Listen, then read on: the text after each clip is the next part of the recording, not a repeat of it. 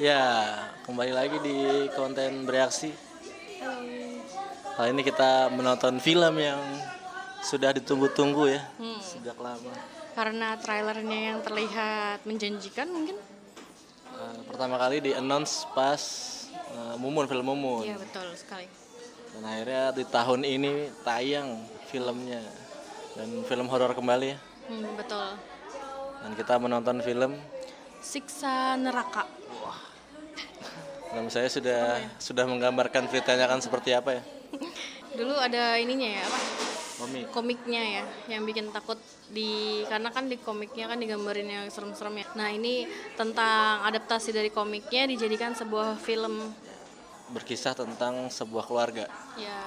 Jadi Pak Ustadz dan istrinya, namanya Ustadz Syakir, yang meranin Aryo Wahab.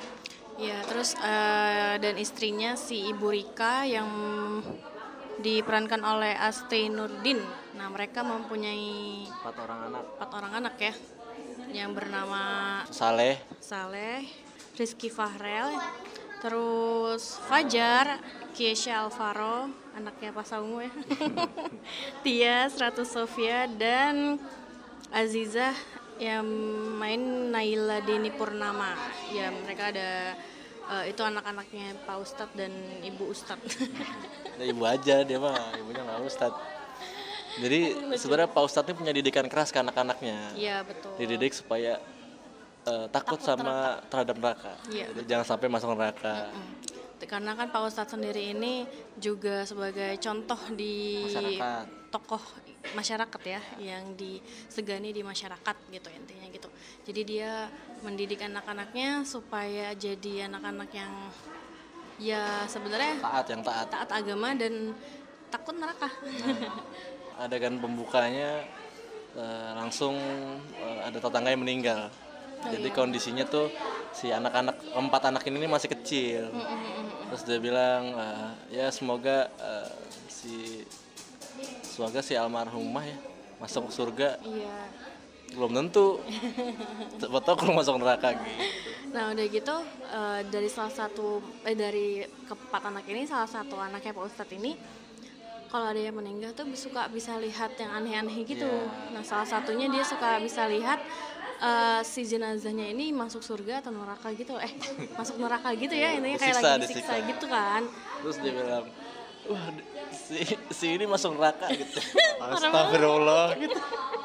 Adegan apa ya? Dipikirin marah banget ya. Dia kata ustadznya sama astagfirullah gitu.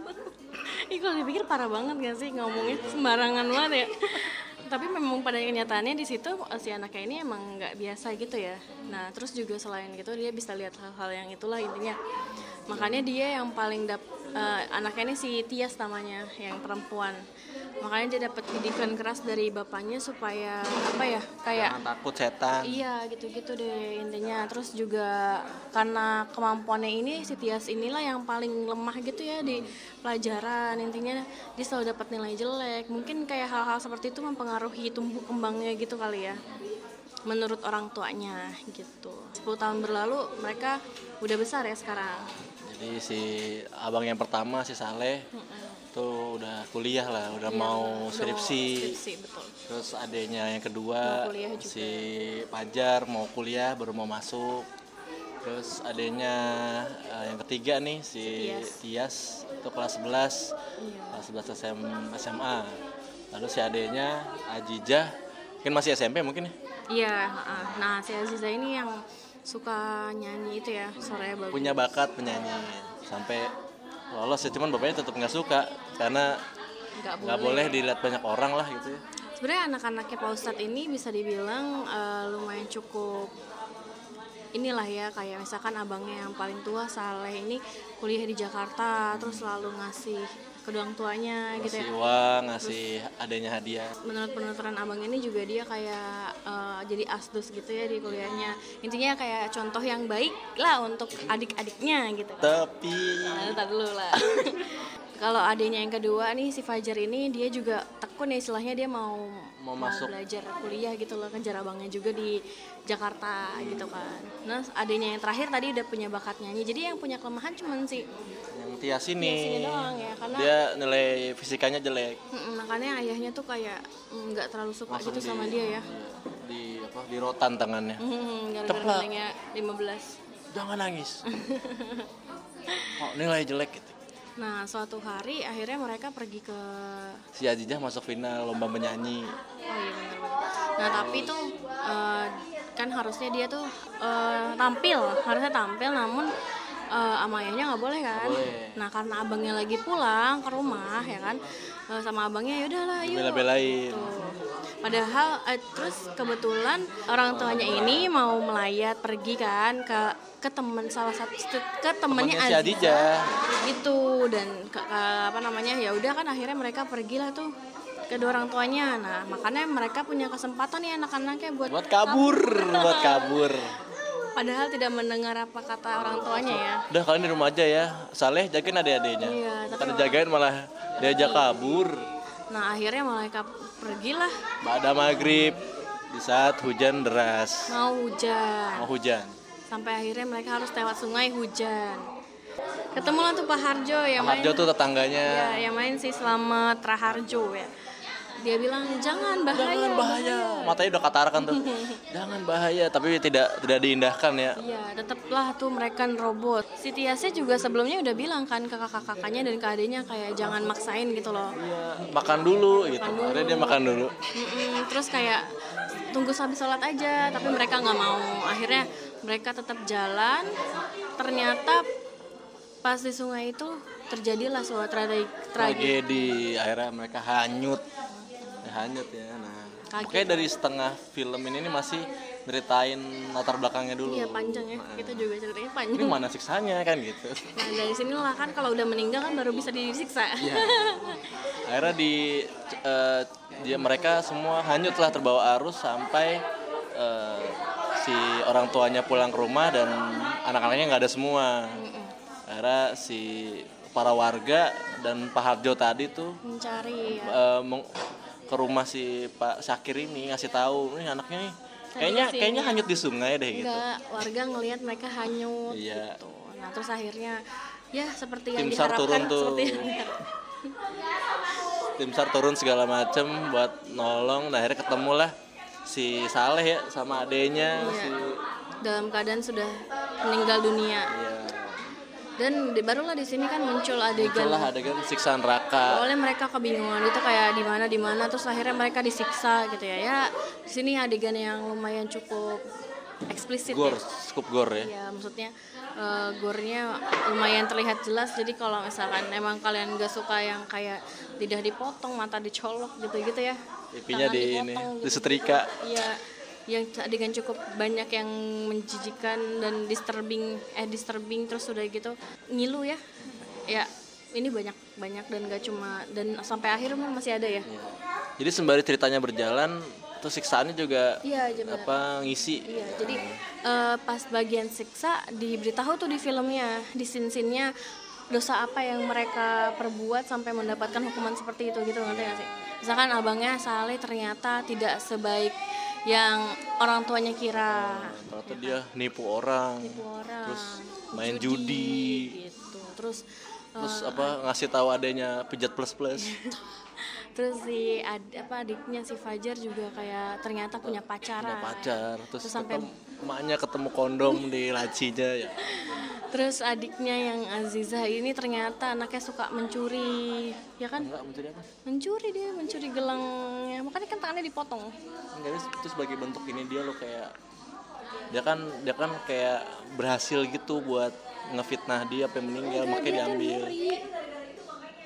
Nyuri tahu dia gelang, kan ada bacaan gelang dini tuh.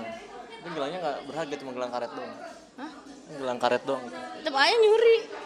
Iya, maksud tuh si Azizah tuh ngefitnah si Dini. Dini tuh yang tadi tuh yang orang tuanya ngelayat. Nah itu temannya si Azizah mati gara-gara difitnah sama si Azizah sampai bunuh diri. Dari sini dia dikasih adegan si Dini ini bunuh diri yang loop ya, berulang-ulang Iya. gitu. Jadi di neraka Disiksanya ini kayak disiksanya dia bunuh diri nih yang seperti dia lakuin di dunia, terus diulang lagi diulang lagi. Sama, jadi yang lidahnya dipotong terus tumbuh lagi, tangannya dipotong tumbuh lagi gitu ya. Terus disuruh minum minuman apa itu? Ya, sepertinya yogurt campur keju, nggak tahu. Pokoknya intinya hal-hal yang menjijikan yang sebenarnya kita lihat aja nakutin gitu ya, menakutkan gitu. Tapi apakah semua anaknya meninggal dan disiksa dengan sadis? Jadi bisa nonton di filmnya ya. Nggak tahu. Bisa ditonton di filmnya gitu. Ya intinya adalah balasan mereka yang Selama apa hidup. yang mereka lakuin di dunia ya selama hidup dibalas di neraka instan tanpa terkecuali. Dan jangan lupa ada plot twist di akhir. Iya benar. Dan emang apa? Itu yang ternyata yang nyiksa itu adalah Hah? yang nyiksa mereka tuh adalah Terus udah gitu juga kematian mereka juga cerminan untuk kedua orang tuanya ya. Akhirnya mereka tahu kayak bahwa anak-anaknya mungkin tidak seperti yang mereka pikirkan, bahwa bapaknya nggak mendidik mereka dengan baik. iya, maksudnya menakut-nakuti siksa neraka tidak menjadikan mereka benar-benar takut akan neraka itu sendiri gitu. Malah bahkan anaknya yang menurut para warga dibenci ya, malah justru nonton di film. Iya benar. Jadi kayak disitulah akhirnya mereka orang tuanya sadar ya. Dan akhirnya jadi glowing. Intinya kayak begitulah ya. Bagaimana nasib anaknya yang lain bisa kalian tonton sendiri gimana ya.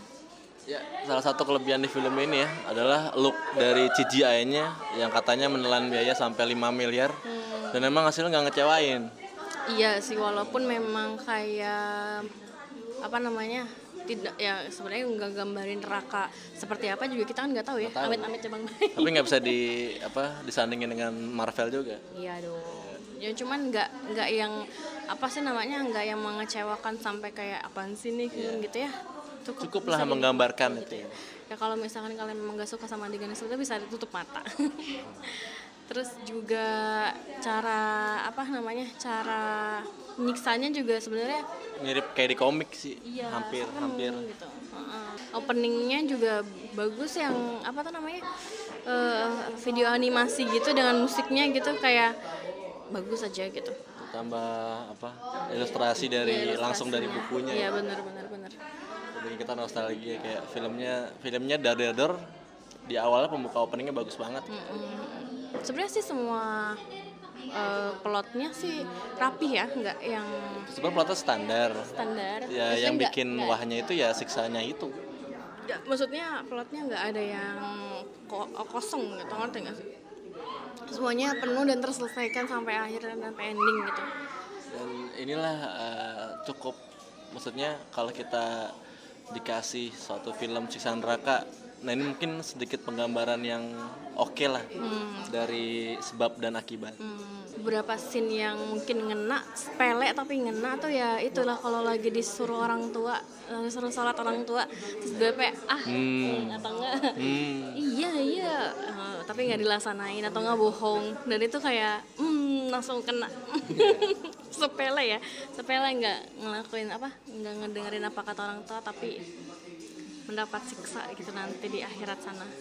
Tambahan ya sebenarnya sih lebih ke acting dari para aktornya ya yang sebenarnya kelas B semua ya. Iya, jadi bukannya aktor yang seperti yang kalian lihat sering di layar lebar, mungkin budgetnya habis di CGI. Mungkin kecuali Tias dan ibunya yang dapat chemistry banget gitu ya, istilahnya benar-benar kayak ibu dan anak.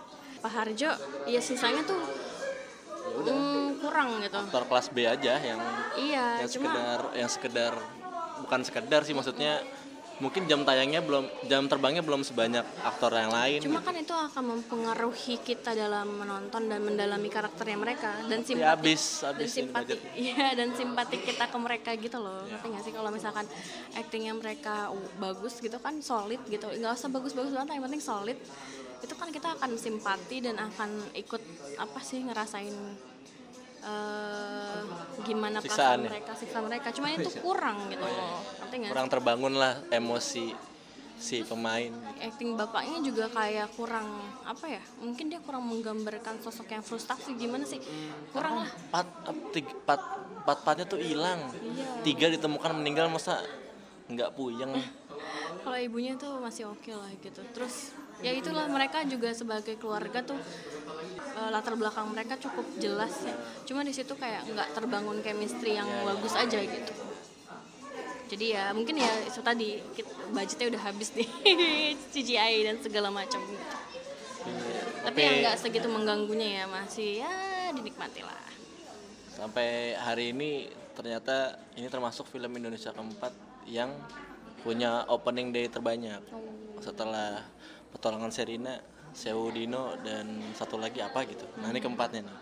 Ya mungkin karena dari judulnya ada Siksa Neraka gitu ya. Mungkin bisa 1 juta lah. Kalau 1 juta kan bisa bikin sequel.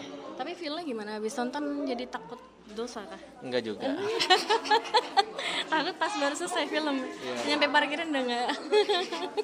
Oh ya, jangan lupa di opening film ya ada upcoming projectnya di company, yaitu adalah Vina sebelum 7 hari. Ini dari kisah nyata nih. Jadi kita dikasih rekaman asli dari sosok, katanya sih arwah yang merasuki Vina. Bukan arwah Vina yang merasuki si itulah. Jadi mungkin bisa tonton mungkin tahun depan ya. Patut ditunggu juga. Sampai di ini Skor. berapa skor untuk film Siksa Neraka? 7/10.